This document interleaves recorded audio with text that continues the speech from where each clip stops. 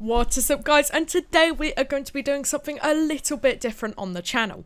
Now, recently I have hit Grandmaster. I was at about rank 60ish. At rank 90 now, did lose a couple games, but I'm just really happy to be up there. It's really nice feeling to be in Grandmaster. So yeah, I thought, why not anything better to do than make a tier list to kind of celebrate this and give you guys some just really good info on the general meta, especially at the higher level of Paladins play and in ranked. So today I'm going to be going through every champion, a brief look. You know, I might talk a little bit about things that are really notable, and yeah, we're just going to be going over everything. I hope you guys like this style of new video, and maybe for, you know, huge balance patches in the future we could make some more of these. The main reason I am going to be doing this rather than a normal champion guide, because I figured it wouldn't take too long to record and edit, whether a champion guide can take, you know, hours, like 3-4 hours for me to produce, and I don't have that kind of time, you know, spare all the time, as well as having to like play the game as well and, you know, stay good with my team, Eden and the like. So anyways, let's get into it. Now, I'm going to kind of be ranking with these, but I'm not going to stick to it purely since I feel like, you know, there's quite a lot of tiers here, so we'll have to see how we go through. I think I'm going to go through supports separately, so I think we're going to start with supports and we're going to work through our different classes. So let's start off with what's right at the top, and I think you guys already know it's Grover. Now, I think it's important to talk about him a little bit, because at the moment he is just insane. He puts out so much healing to the entire team, and that means he can heal both DPS and tanks simultaneously. And what's even better is he's really easy to play, so, you know, you're feeling a bit tired, you just play some Grover. And it also means that, you know, players that aren't so skilled can hop on him and still do really well. So I think Grover is an absolute top pick. It will give your team a massive advantage if you go ahead and have you know, Grover, so I'd really recommend that. Okay, so he is going to be our #1 support at the moment. Next up, we have Maudamba, who I think does deserve him to be in the S+ tier, because he is just a tiny bit worse than Grover. He does have bonuses at high skill levels, like he's a lot better at pocketing people, and he could probably get tanks up a little bit quicker, but he is much harder to play, so that's why I'd probably make him go down a tier. Right, next up we have Ying, who I don't really think is that great at the moment. I've been playing, like, I wouldn't really say it professional Paladins, but I've got a team Eden and we've been doing really well in a load of tourneys, so that's really awesome, and, you know, I'll have to do some more videos on that soon. But in there or in ranked, I haven't seen Ying drafted once, and this is probably mainly due to the notoriety of Grok at the moment in the meta, but I think we're going to have to pop Ying in A, but, you know, we can move that in a bit later if we decide so. Okay, and this is probably, you know, we're gonna have to shift here, because Grok, he's not a good healer. I'm just going to put it out there. He can heal, but he's not a good healer. You're better off with either Grover or Damba, or you know, even Ceres or Furia. I really wouldn't recommend him to heal. You know, some people have tried out Totemic Ward against Carnot, but ultimately I think the best idea is just to stick to playing him as a DPS Grok. And he can do so well, especially if the enemy team has lots of deployables. Really good draft into that. So I'm going to go ahead and put Grok at S+ tier. Remember, this is not because of healing, but because of his just sheer amount of damage, and his ult is so versatile. He's so, you know, easy to use. All you have to do is really, you know, spam those shot pulses and get in decent positions. So yeah, I'd really recommend Grok here.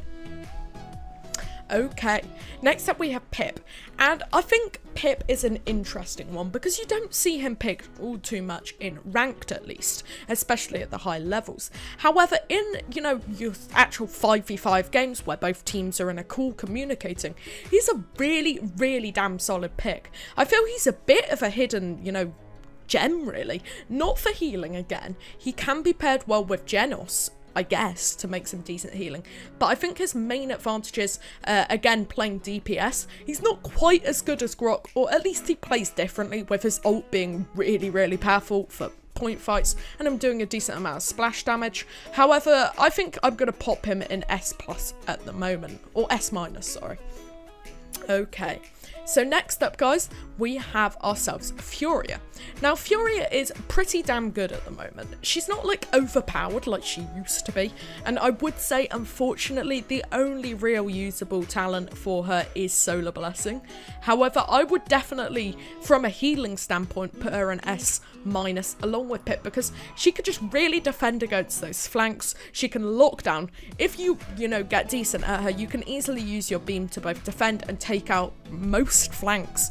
So yeah, I really would recommend her, especially on flank heavy maps. It's just, you've got to be careful with hitting those beams, and it takes a lot of practice, so she's not exactly the most easy to play at the moment. Okay, so next up for supports we have Genos. Now, Genos is an interesting one, because in ranked, I think he can work, and a long time ago actually, he used to be really good with triple DPS, and even though he's been buffed, he's just still not a viable healer, but he also isn't like Grok or Pip, or Fury even, where he can do a lot of damage, so really, he's not in the greatest position. Also, in, big 5v5s where you're all in a call, I think he just doesn't cut it. He doesn't have enough healing. The damage boost isn't that big. I'd rather have, a proper healer. So in that sense, I'm going to pop him in A with Ying. Even though Ying probably does have way better healing output, he does provide a bit more utility and, as I say, a bit more damage with his Void Grip. Okay, now we've got Ceres, who's quite interesting this patch, because she's kind of like Grover, a really, really easy to play champion. She doesn't take too much aim or anything like that, such as Dambo. However, she can put out insane amounts of healing. I'd say her only real weakness at the moment is the fact that she just can't actually do the damage to defend against flankers. I think she's good at getting away with her, Shadow Walk, and she also has, Soul Collector. You can play that for the beefiness, but she just doesn't have the damage to burst them down. So for that reason, I think she's going to go with S-, because she can put out the healing, but she just can't really keep them up. In fact, guys, I think I might move her up to an S, but it really does depend on the game. If there are a lot of flanks, people flanking, for example, if they have an Ashe, maybe a BK and a flank, you probably won't want Ceres. And so yeah, that's what I'd say about her. She's not the best, but she's also not bad, especially for the, mass healing at the moment. Okay, so that concludes the support section at the moment. So next on, we are going to move on to flanks. And just before I get into the specific champions, I just want to say flanks at the moment aren't in a great spot at all. In fact, I'd say they're definitely by far the weakest class. There's little to none of them that are actually viable. A lot of them are just kind of hidden picks that you don't see all that much, but let's go through them anyway. Okay, so first of all, I'm going to start with my main, Evie, who I think is really interesting at the moment. She's never really been out of the meta, at least in the past year or so. However, I do feel she's not exactly an amazing pick. You don't want to first pick her or pick her, near the start, because there are plenty of counters to her. But generally, she's a very solid pick, especially if you're a good player, which skill requirement does take her down. But I am, an Evie main myself, and I find her really useful. It's just about being careful and making sure you don't get picked by staying in too long. So I think I am going to pop her in S, because she is a very decent pick. You can pick her in a lot of situations, just you have to be careful. Next up, we have the gem at the moment, Koga. I think it's quite interesting because there's a really big difference between how much you see him in ranked and proper competitive play. So in ranked, he's an absolutely amazing pick, I'd say. He's not absolutely broken, but he is very easy to play, just like a lot of stuff in the meta at the moment. Grok, Grover, for example. His claws are very easy to hit, and I recommend banning him or trying to pick, especially if your support doesn't seem, great, because he could just burst them so quickly before they even realise, and he's just so easy to play, as I said. So I think I'm going to have to put Koga in the S+ category. He can be countered though. As I said, he's not very good in that proper 5v5s, mainly because if you do focus him down, he will die. So if you are looking for a counter to Koga, as I say, the main problem is just, focusing him, kind of like Androx's last patch. Okay, so next up we have Zin, who is actually really decent this patch with his clipping bug removed and the like. He's got a decent amount of buff with his counter as well. I think he's definitely a decent pick, and I'd like to see more Zins picked. He's a very safe pick. He can touch point easily, and for that reason I'm going to pop him in an S. And one thing you have to remember, by the way, guys, with this tier guide is it's kind of like a tier guide for each kind of category in its whole. Like, I wouldn't necessarily say Eevee is a better pick than Furet because you need a support. It's just kind of supports are separate mainly. Okay, Skye. Now, Skye last patch, we saw her a lot, but at the moment, I really don't think she's that great. Illuminate is very easy to buy. I'd say she's only really a decent pick against two kind of like big hitbox tanks, like Ruckus and Makoa. There we go. She's a decent pick there, but at the moment, she's okay. She can be played and she can be made useful, but I wouldn't say she's amazing, and so I'm going to put her in A+. Next up we have Lex, who we just don't see at all, at least in these higher tiers. I really would recommend trying to stray away from playing Lex at the moment. He just hasn't got the mobility. His damage is good, but just try another flank, for example Eevee, Zin or Koga. I think that will give you a lot more success with a lot more skill to learn into. Okay, so I'm going to put Lex at the moment in A-. Next up we have Talus, which is quite interesting. He's changed a lot. Last patch he was really effective, kind of like Skye, for bursting down those tanks and getting them with his Wrecker and inbuilt court. With his inbuilt court gone, he is a little bit weaker, and I don't think he's great at the moment. You can play him and you can make him work, but it's just a bit too hard. I don't think it's really worth it, and for that reason I'm going to put him in A. Okay, next up we have ourselves Buck. I really haven't seen all too much Buck at all, really, so it's very hard to judge how good he is, but I think if I had to put him in a category, I'd probably lump him in with Talus. I think he can be used, and with Bounce House, don't get me wrong, he can be very powerful, but he has the problem of just a general lack of mobility for getting in and getting out quickly, although he does have the tanking, and his damage is good, but it kind of relies on the headshot gimmick related stuff. So I'm going to put Buck in A, but I think he has the potential to, go higher into A+ or even S-. So yeah, I think he's kind of a bit of a hidden gem a bit. Okay, so now we have Androxus, the favourite of all last patch, but he has changed a lot. His punch, which used to reset your Never Step cooldown, that has been pretty much removed or negated. It's now only 5 seconds reduced.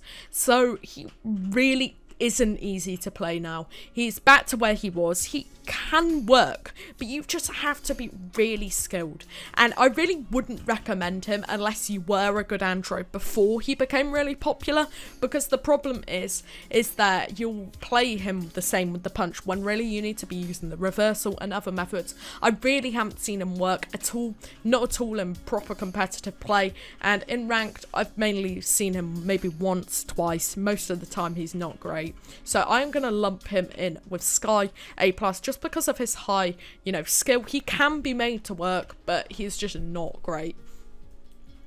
Okay, Maeve is up next, who's quite an interesting one. I feel she can be decent.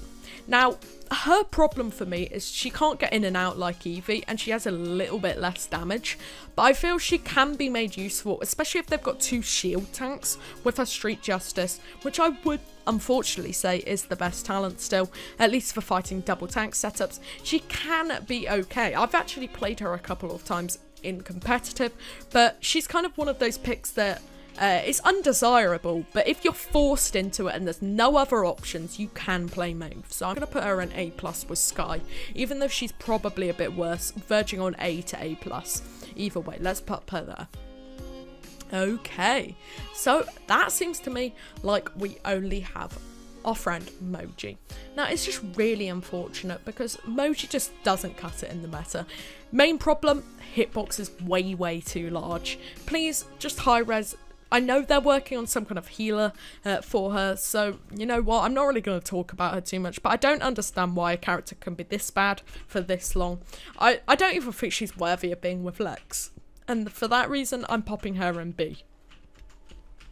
Okay, so let's go on to the next class, which I think I'm going to do tanks, and then I'll finish off with DPS. Now, tanks are quite a balanced one at the moment, which is quite interesting. I think every tank, and I mean it, every tank can be made to work, with our weakest definitely being this old man, Mr. F. Anyway, let's get started on tanks. Now, Makoa, he always has been, for ages, been just a really good pick. I am seeing a bit of a problem with the fact that people aren't practicing him, means that they're not as good as him, because he is constant banned. But I think a good Makoa, just with his hook and his ult, he's just so reliable, and for that reason he's going to have to be an S+. Okay, up next we have Ashe, who is a solid bruiser tank. If you can learn how to play Ashe the right way, which I might be able to have a guide in the future. I haven't got much experience myself, but a lot of my teammates, especially in my team, Eden, actually are really good at Ashe, so I think I might actually have to pop her in S, because she's a very solid pick. I'd say probably your second priority after Makoa, depending on the map, of course. So yeah, let's pop her in there. And here we have Big Boy T. Now, unfortunately, he is banned from a lot of tournaments, so you can't really get a proper gauge on how good he is there, but at least in ranked, Terminus is really good now. A lot of his bugs have been fixed. There are still some, but I'm sure they'll be fixed soon, and I think I'm going to take that into account, because I'm not sure if I'll be making a tier list just for that. So I think I would probably lump Terminus in with Ashe, but I think it's hard to say, because it purely does depend on the map. It depends on the range of the map a lot. You don't really want to be picking Term on Fish Market, and for that reason, I'm going to pop him on S-. Okay, so next up we have Torvald, who's not really a tank, kind of like Grok and Pip aren't really supports. He is more of a support if anything, but he is extremely powerful with those bubbles. He can still pocket a really good Koga, a really good Xin, really good Eevee, BK, there's loads of options for him, and for that reason I'm going to lump him in with S. He's definitely a decent ban, and I do it a lot just to make sure the enemy team doesn't get him. Ultimately, I don't really want to deal with him. He's low skill, easy to play, and really good. Okay, and Nara's up next. She's kind of just stayed in the same position. She's still really decent. She's actually probably got a bit better, considering she now, you know, doesn't suffer from court problems. If you need a good main tank, I'd definitely say Nara's probably the best, or one of the best ways to go. So I'm going to pop her in S- along with Term. There we go. The happy couple right there. Okay, next up we have Khan. So Khan is much worse than he was before. He's no longer up there with Makoa. His ult is much harder to use, and I'm seeing a lot of people miss ults at critical situations, which is not good. You guys really need to practice that. Maybe even hop into shooting range, just practice it on moving pips over there. Get that practicing, and once you've got that, he can put out some solid DPS and act as a really good off tank, kind of like a B-Tech Makoa even, I would say.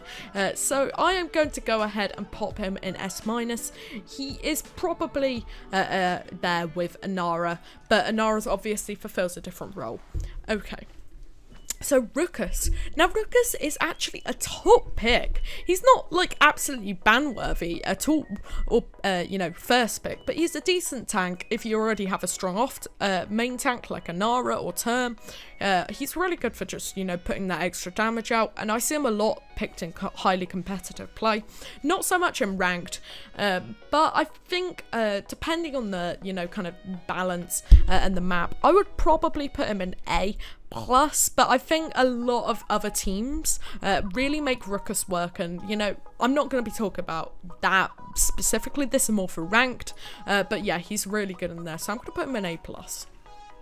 Barrack is an interesting one, because of course Barrack, you know, he's got some minor buffs, he's got more health now, and he does, you know, fare quite well at the moment. He's a close second to Inara for the best point tank, And to be honest, I think he's lumped right there in S-, but I'm going to put him in A+, because a lot of people can't really play Barrack that well, and he is relatively hard to play. There are some counters with anything that punishes him for being in one place for too long. So I am going to put him in A+, even though he can be made to work, you know, up to this level. Anyway, let's pop him in there.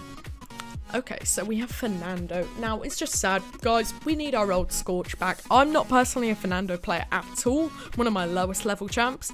But I think he just doesn't cut it at the moment. He'd definitely go in A. He can... I've seen him work a few times. You know, on specific maps, with specific comps. He can still do a decent amount of damage. I've also seen some formidable, but... there's no reason to pick Fernando if Ruckus or, you know, Khan are on the table. There's no reason to pick him. Okay, so on to the DPS, which is, again, kind of like Flank's quite a varied class, but there are a lot of really solid ones. Now, Bomb King is just amazing at the moment. I just feel like he's always been good, but for some reason he shifts out and in of meta without much changing. But at the moment, I'm really just thinking he's great. If you want to learn a high-skilled champion, go to casual and learn Bomb King. Just practice hitting those bombs. Do not go into ranked and play Bomb King, because if you don't know how to play him, there's tons of people that do this. You will lose. I'm just putting it out there, you will lose and your team won't be happy. But I would recommend learning him if you can, because he's a really powerful pick and he definitely deserves to be an S. He's pretty solid all round, and if you can learn him, amazing. Cassie, again, she's not really moved anywhere. She's still decent. She's still a good, just generally good DPS, all-round pick. She can do some decent bursts with Impulse. She can play big games still. And for that reason, I think she's going to go in S-. She's not really, you know, top pick, top ban. So she's going to go in there. Okay, Leon is going to be lumped in with Cassie, but I am going to actually pop her an S, because Eminence is just insane. It's so much burst, and it could be repeated so often with the right legendary card, and of course the right loadout. So I just think she's absolutely amazing, and I'm going to put her in S.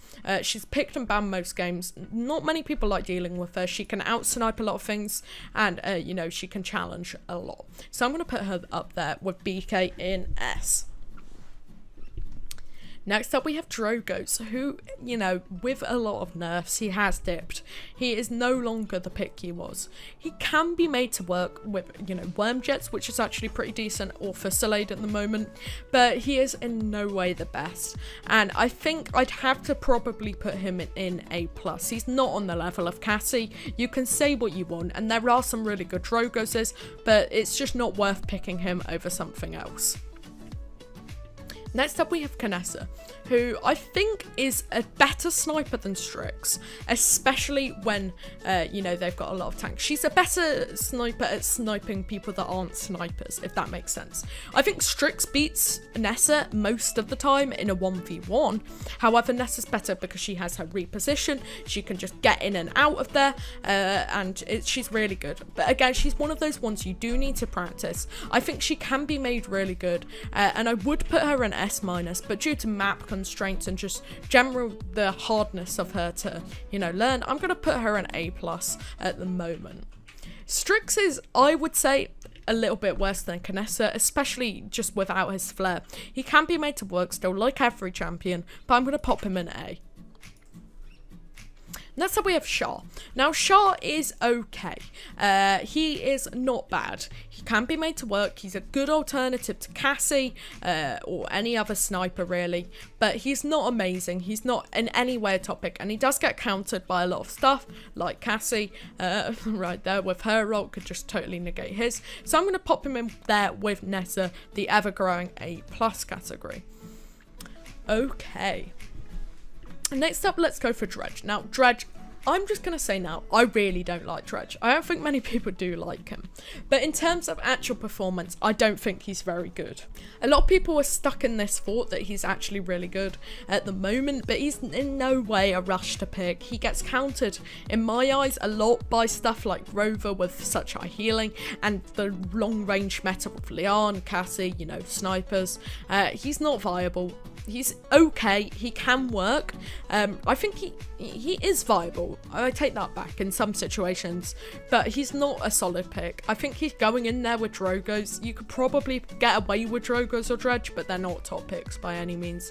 Amani I'm going to leave because I haven't seen her in ranked, but I'm saying from what I've seen in casual and, you know, the like, I'd probably say she's here in A+, maybe going into S-. Her ult is extremely powerful, but yeah, I haven't seen enough of her. I think she probably would go in S-, but we'll have to see. Now, Tyra is not seen a lot. I think she can be made to work, and she might still have some decent power in her with her Hunter's Mark, legendary, but she is just not here right now. Again, she hasn't got the mobility like every other damage, and her DPS is good, but it's just not high enough to outweigh that. Victor was really decent with the shrapnel, but that's his best thing, and it has been removed. And for that reason, I think he's just not really good anymore. He's definitely down there with Tyra. He can be made to work, but just not very good in general. So I'm going to put him down there. Vivian, I'd say, is a little bit better, actually. I've seen her pick quite a lot. She's still pretty decent at just putting out massive amounts of damage. She hasn't got a movement like Tyra, but she has got a bit more survivability with her shield. Her ultimate is really powerful, unlike Tyra's. And for that reason, I'm going to pop her in A+. She's a decent pick. And she's, of course, easy to play. Finally, we have Willow. Now, Willow, I've seen her a few times in competitive play and in ranked. With a Furia maybe against, if you're against a Furia, and some other damages are taken, you haven't really got much choice, and you're like, oh, a Willow could work here. As I say, it can work. She's just not particularly powerful, and I really wouldn't recommend her. I think she'd probably go down here with A. Kind of in this category, we see a lot of people that they can work, but there's just better things that do the same job. So yeah. And I guess that concludes my tier guide. Of course, you guys will disagree on some things. I haven't really planned for this. It's just kind of each champion I've gone with my gut feelings and how I feel about them. Of course, there's a lot more to take into account, like individual maps, and if you guys want more detailed information on champions, of course my champion guides have that, which I hope more will be coming soon. Either way, I want to say a massive thank you for watching, especially if you've got to this point in the video. In fact, if you have got to this point in the video, comment down below with what you think your favourite champion is, with, you know, their looks and why, just so I know you've watched this long. I really do appreciate the view, and a like would be massively appreciated, and I will see you guys in the next one. Bye bye!